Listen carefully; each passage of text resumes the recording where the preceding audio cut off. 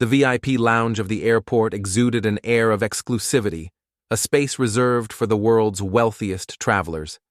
Plush leather seats lined the walls, champagne glasses clinked softly, and the scent of imported coffee filled the air. Business executives, celebrities, and high-profile individuals lounged comfortably, immersed in hushed conversations or scrolling through their devices, all while attendants moved gracefully, catering to their every need. Through the grand glass doors, a well-dressed black man entered, moving with effortless confidence. He was tall, well-groomed, and carried himself with quiet authority. A sleek leather briefcase hung from his hand, his crisp, tailored suit fitting him perfectly. On his wrist, a gleaming watch peeked out from beneath his cuff, its polished surface catching the warm light of the lounge. He walked toward an empty seating area, placed his bag down, and checked his phone with calm ease, utterly unbothered by his surroundings. Across the room, a woman stiffened. Vivien Langford. Her entire existence revolved around wealth and status, and it showed in every inch of her carefully curated appearance. Her designer dress clung to her frame, her oversized sunglasses sat perched on top of her professionally styled blonde hair, and her diamond-studded bracelets jingled as she crossed her arms. She was the embodiment of privilege, and she carried herself like royalty in every space she entered. But at that moment, her carefully maintained composure wavered, her nose wrinkling in pure disgust as she noticed the man who had just entered. She leaned toward her equally pretentious friend, lowering her sunglasses to take a better look, her lips curling into a sneer.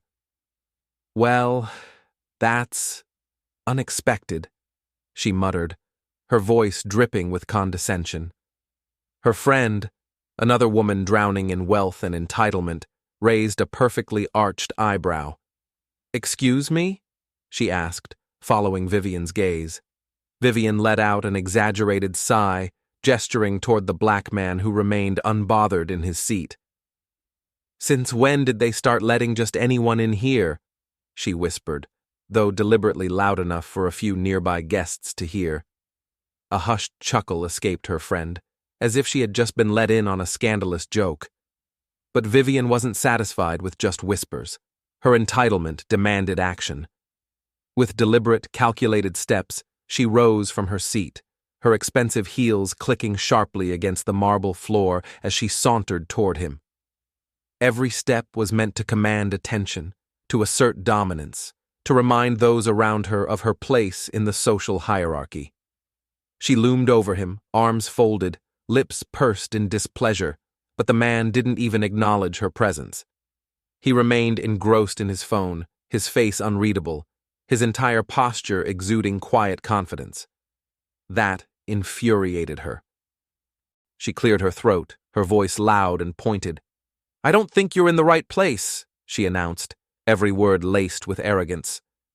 The air in the lounge shifted, conversations hushed, eyes flickered in their direction. Some guests continued pretending not to listen, but everyone was listening. Finally, the black man looked up.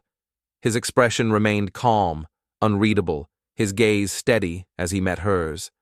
There was no anger, no surprise, just patience, as if he had seen this play out before. He blinked once, slowly, then tilted his head slightly, studying her like she was an oddity in his world, rather than the other way around. And just like that, the game had begun. The lounge fell into an awkward silence as Vivien dramatically cleared her throat, ensuring that the surrounding travelers took notice. She had spent her life in places where her voice commanded attention, and today would be no different. Adjusting the designer purse on her arm, she turned to a nearby lounge attendant, her lips pursed in visible distaste. Leaning in slightly, she spoke in a hushed but deliberately audible tone. "Are you sure he's supposed to be here?" she whispered, her words carrying the sharp edge of entitlement. "This is an exclusive area." The staff member hesitated, clearly uncomfortable with the confrontation. Their eyes darted briefly toward the black man sitting calmly in his seat, casually scrolling through his phone, completely unbothered by the eyes on him. But Vivien was not one to wait for permission.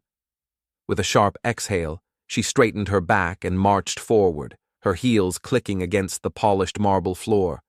The soft chatter in the lounge dwindled as people instinctively turned their attention to the unfolding scene.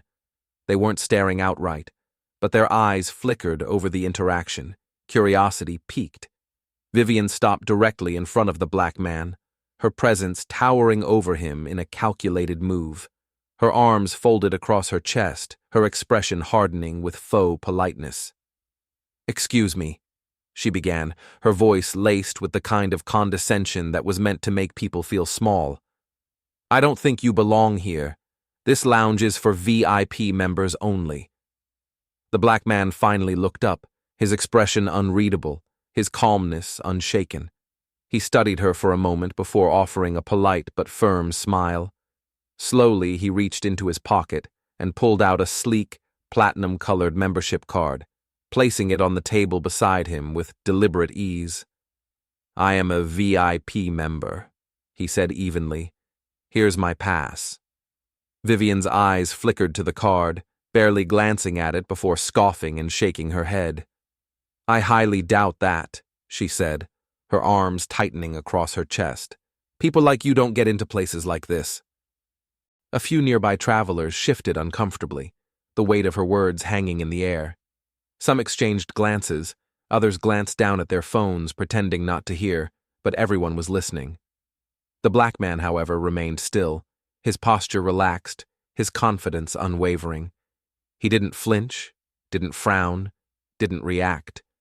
Instead, he simply observed her, his silence holding far more weight than any argument. Vivien, irritated by his lack of response, turned sharply and signaled to the security staff standing near the lounge entrance. Her voice rose slightly, her frustration boiling over as she gestured toward him. "I want him removed immediately," she demanded. "This is a private space for people who actually belong here. Check his credentials again, if he even has any." The two security guards, dressed in sleek black suits, exchanged hesitant glances. They had seen these situations before, and something about the man's demeanor made them uneasy. He wasn't nervous, he wasn't arguing, he was simply waiting. One of the guards approached, reaching for the membership card on the table. He barely glanced at it before turning to the black man. "Sir, we just need to confirm your status with the lounge administration. Would you mind coming with us for a moment?" Vivien smirked, her arms still folded, her confidence now overflowing. Finally, things were going the way they should. The black man let out a small sigh, shaking his head slightly as if amused rather than offended. He reached for his sleek briefcase and stood up with practiced ease, adjusting his suit jacket before looking directly at Vivien. "Sure," he said, his voice effortlessly calm. His expression didn't hold anger or irritation, just knowing amusement, as if he were indulging a child who didn't yet understand the consequences of her actions. As he walked toward the security guards, he glanced back at Vivien one last time, his eyes gleaming with something she couldn't quite place. It wasn't anger, it wasn't frustration, it was certainty. A certainty that she had no idea what was coming next. The lounge manager arrived at the scene, his crisp uniform neatly pressed, his expression tense as he glanced between the security guards, the black man, and the smug woman standing in front of him. He could already sense that this was one of those situations, the kind that could turn into a PR nightmare if not handled properly. His eyes lingered for a moment on the black man, who remained composed, exuding a quiet authority that made the manager hesitate before speaking. Vivien, however, had no hesitation. She crossed her arms over her expensive designer dress, a satisfied smirk tugging at her lips. Her voice carried across the lounge, filled with mocking confidence. "Well, now that we've got that cleared up," she said, glancing at the black man with thinly veiled amusement, "you'll have to leave before I call the airport director myself." The weight of her entitlement hung in the air, suffocating and absolute. Around them, whispers spread like wildfire, subtle but present. Other VIP travelers pretended not to be invested in the spectacle unfolding before them, but their eyes betrayed their curiosity. Some had their phones out, screens dimmed, recording the scene quietly, just in case this turned into something viral. The black man let out a small sigh, shaking his head slightly as he glanced down at his expensive watch, as if calculating just how much of his time had been wasted. His patience was running thin. Slowly, deliberately, he reached for his briefcase, gripping the handle with a sense of finality. Then, in one smooth motion, he stood up, adjusting his perfectly tailored suit with practiced ease. Every movement was controlled, measured, filled with a presence that demanded attention without a single raised voice. He finally looked up, scanning the lounge staff, the security guards, and then her. Vivien's smirk widened, her arms still folded. She had won.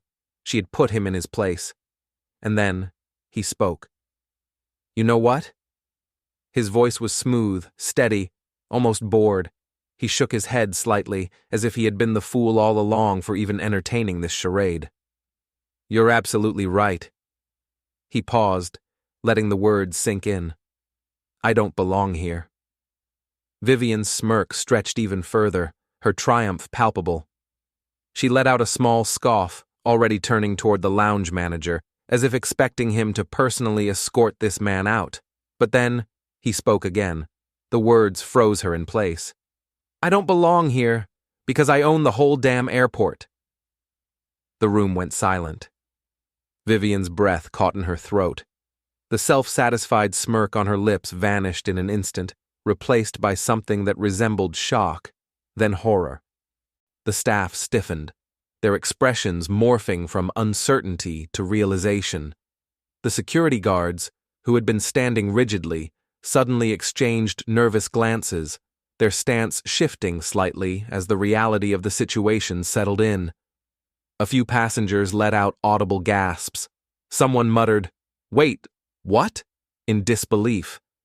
Another traveler's phone visibly tilted up, the quiet recording now more blatant, capturing every second of what was unfolding. Vivien blinked rapidly, as if her mind couldn't process what she had just heard. She let out a small, uneasy laugh, shaking her head in denial. What did you just say?" she asked, her voice no longer filled with arrogance, but doubt. The black man finally turned fully to face her, slipping his other hand into his pocket as he regarded her with the kind of quiet amusement reserved for people who didn't know their place, but thought they did. "I said," he repeated slowly, purposefully, "I own the airport." Vivien's mouth opened slightly, but no words came out. The manager immediately paled, realizing that he had nearly tried to remove his boss from his own property. He took a small step forward, visibly nervous, his composure breaking as he glanced between the black man and the security staff, who now looked deeply uncomfortable. I'm so sorry, sir," the manager finally stammered, his voice shaking slightly. "I didn't realize—" "I know," the black man said, his voice cutting through the apology like a blade. Neither did she. Vivien felt every eye in the room shift toward her, the weight of the moment crushing the arrogance that had filled her chest moments earlier. She could feel it, the judgment, the whispers, the sheer humiliation building like a tidal wave. For the first time, she didn't feel powerful. She felt small. The silence in the lounge was deafening. Every eye was locked onto the black man as he slowly reached into his pocket, pulling out his phone with a calm, almost effortless movement. There was no urgency, no grand display, just the kind of poised control that sent a shiver down the spine of those watching. Vivien, for the first time in her privileged, entitled life, felt something foreign creep into her chest. Doubt. The black man tapped his screen a few times before raising the phone to his ear. His tone remained measured, completely unbothered, as if this entire situation had been nothing more than an inconvenience in his otherwise flawless day. "Go ahead with the transaction," he said smoothly. Make it official. Vivien frowned, shifting uneasily as she looked around. Transaction? Official? What was he talking about? The airport staff exchanged glances, the security guards visibly tensing, suddenly unsure where they stood in this entire exchange. The lounge manager swallowed hard, his confidence crumbling, his hands clasped in front of him in nervous anticipation. Then, it happened. The airport intercom crackled to life. The static rang through the terminal, making everyone instinctively pause mid-conversation, heads turning toward the speakers. A booming voice echoed through the entire airport, reaching thousands of passengers, employees, and travelers in every wing of the terminal. Ladies and gentlemen, we'd like to announce that our airport has just been acquired by its new owner. A slow, excruciating pause followed. Vivien's breath caught in her throat, an uneasy chill creeping up her spine. The voice on the intercom continued. Mr. Blackman's name. The entire VIP lounge went dead silent. The shift in atmosphere was instantaneous. Every passenger, every staff member, every security guard in the vicinity stiffened in disbelief. Some gasped loudly. Others turned their heads toward the black man so fast it was a miracle their necks didn't snap. Vivien froze. Her smirk disappeared completely, her confident stance faltering, and for the first time, she was speechless. The lounge manager's jaw dropped, his lips parting in a breathless whisper. Sir, you own the entire airport? The black man let out a small, knowing smirk, slipping his phone back into his pocket. I do now, he replied casually, as if he had just confirmed a dinner reservation rather than an earth-shattering corporate takeover. The staff who had moments ago been hesitant, unsure how to react, immediately straightened up. Their demeanor shifted entirely, their backs going rigid, their expressions filled with newfound respect and fear. Security guards who had once been called to escort him out now looked mortified, standing perfectly still, not daring to move a muscle. Vivien, however, was shaking. Her mouth opened and closed, struggling to form words, any words. This had to be a mistake, a bad joke, a misunderstanding, but no one was laughing. She turned, desperate, scanning the lounge, hoping, praying for someone to intervene, to tell her this wasn't happening, that she wasn't standing there in front of the new owner of the entire airport after she had just humiliated him in public. But all she got were stares. Some filled with shock, others with barely concealed amusement, and a few with downright satisfaction. The black man stepped closer, and she instinctively took a step back, the once powerful socialite now shrinking under his gaze. Still want me to leave? He asked, his voice calm, even, but the underlying power in it was unmistakable. Vivien's lips trembled, her arrogance shattered beyond repair. No, she finally stammered, barely above a whisper. The black man chuckled, shaking his head slightly before turning toward the lounge manager, who still looked like he was processing the most important moment of his career. From now on, the new owner said smoothly, this lounge should be run with professionalism, respect, and dignity. I expect all guests to be treated equally, regardless of their race, status, or the assumptions of people who think they own the world. The words hit like a hammer. The manager nodded rapidly, bowing his head slightly. Of course, sir. Absolutely. We'll make changes immediately. Vivien felt sick. Her entire reality had shifted in the span of minutes, her comfortable world of entitlement crumbling beneath her. And the worst part? She knew she deserved it.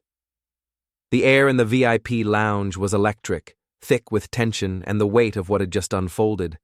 All eyes remained locked on the black man, who now stood as the most powerful figure in the room, the airport's new owner, the man Vivien Langford had just tried to humiliate and throw out. And then, for the first time since the entire ordeal began, he smiled. It wasn't an arrogant smirk, not a condescending grin, but a calm, knowing smile, the kind that said, "I knew this would happen all along." He turned slowly, deliberately, facing Vivien directly, his sharp gaze pinning her in place like she was a mere insignificant detail in his world. "Now," he said smoothly, his voice carrying across the lounge, "what were you saying about me not belonging here?" Vivien's entire face drained of color. The once confident, entitled woman who had strutted across the lounge minutes ago now stood frozen, her carefully curated poise shattering in real time. She opened her mouth. Nothing came out. She tried again, swallowing hard, her hands clenching her designer handbag like it was some kind of anchor. I was just," she stammered, her voice barely above a whisper. She let out a nervous laugh, looking around for support that wasn't there. "I was just looking out for the lounge's exclusivity. I didn't mean—" The black man tilted his head slightly, his gaze never wavering. He let her fumble, let her wither under the weight of her own words. Then, with effortless control, he turned to the security team, his expression unreadable. "Actually," he said, his voice smooth but laced with finality, "I think there's someone here who doesn't belong." His eyes flickered back to Vivien, a silent command. "Escort her out." The entire lounge inhaled sharply. Vivien's head snapped up, her eyes widening in horror. Wait," she sputtered, her voice high-pitched, desperate. "You can't be serious. I didn't mean—" Her pleas were ignored. The security guards, who had once hesitated, did not hesitate now. They stepped forward without a word, each gripping her arms firmly but professionally. Vivien let out a choked gasp, trying to dig her heels into the polished floor, but their grip remained steady. "You can't do this!" she screeched, her voice rising, turning from desperate to outraged. I'm a respected member of—" "No," the black man interrupted, his voice low, controlled, undeniably final. "Not anymore." Vivien's breath caught in her throat. The reality of the situation slammed into her all at once. The whispers, the phones recording, the smirks from passengers who had once feared her presence, but now reveled in her downfall. Her humiliation was absolute. The guards turned her toward the lounge entrance, dragging her toward the very exit she had demanded he be removed from. And just as she reached the threshold, a voice from behind called out, not the black man's, but another passenger's. "Enjoy the economy seats, sweetheart," someone chuckled. Laughter rippled through the crowd. A few people clapped mockingly. Vivien's face burned with shame, but she had no choice but to walk away, powerless, defeated, exposed. And as the doors swung shut behind her, the black man took his seat once again, relaxed, unbothered, and, above all, right where he belonged. The VIP lounge remained silent, the weight of what had just happened still hanging in the air. The security guards had escorted Vivien Langford out, her desperate protests fading into nothingness as the doors swung shut behind her. The tension that had once filled the room was now replaced by something else: awe, respect, and the unmistakable feeling that they had just witnessed history. The black man, now firmly seated in his rightful place, took a deep breath, exhaling slowly as he surveyed the room. Every single eye was on him. Some with admiration, others with shame, and a few with sheer disbelief that they had been in the presence of the new owner of the entire airport all along. Then, with an air of authority and warmth, he turned to the stunned staff. "Let's make some changes," he said, his voice calm but commanding in its presence. "From now on, this airport will be a place where everyone is welcome." The lounge manager, still pale from the revelation, nodded furiously, as if eager to prove his loyalty. "Absolutely, sir. Right away, sir." But the black man wasn't just speaking to them. He was speaking to the entire airport, the entire system that had allowed people like Vivien Langford to feel untouchable. He pulled out his phone again, made a few calls, and within hours, a new initiative was announced. He extended VIP invitations to underprivileged youth, offering them the kind of experience that society had often deemed inaccessible to them. First-class treatment, luxury services, a glimpse into a world they had been told was never meant for them. And as the news spread across social media, people reacted with applause, admiration, and respect. The very place where someone had once been judged for their skin color would now be a place where opportunities were created, not denied. He sat back down, finally enjoying his coffee, the bitterness of the past replaced with the sweet taste of justice. Around him, the energy of the room had shifted completely. Staff now moved with newfound reverence, guests whispered in awe rather than suspicion, and the cameras that had once recorded his humiliation were now capturing his triumph. Meanwhile, outside the airport, Vivien Langford stood alone. Her designer heels clicked aimlessly against the pavement, her luggage sitting uselessly beside her. Her flight, the one she had assumed would leave with her comfortably seated in first class, had already taken off. The woman who had once strutted through life with entitlement and certainty now stood powerless, humiliated, and forgotten. And as she watched the plane soar into the sky, she realized something she had never considered before. For the first time in her life, she was the one left behind.